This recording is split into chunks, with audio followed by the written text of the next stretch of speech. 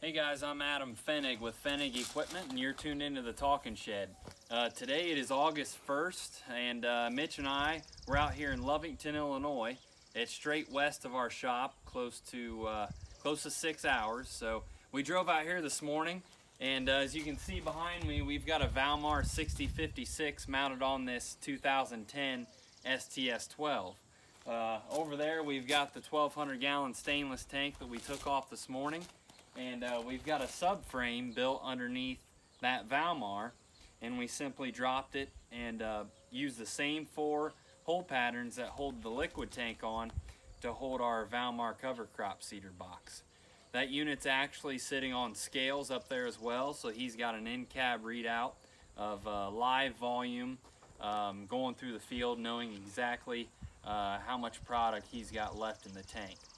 We're running this unit hydraulically with a micro track ISO bus controller, and as you can see here, we've got all the hoses strung, and he's actually going to use his Y-drop frame to hold this. So he's going to put his Y-drop risers on here and fasten that hose to the risers with a little deflector at the bottom, and go through this corn here mid to late August and get his cover crops established prior to harvest. That way he's got some growth here for this fall, getting early start on this.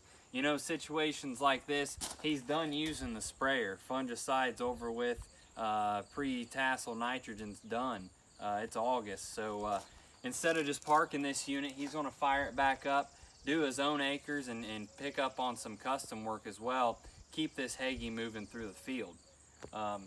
So that's what we're doing today. I do believe this is the first 56 series Valmar cover crop seeder to ever be mounted on a Hagie self-propelled sprayer. So pretty cool what we got done today.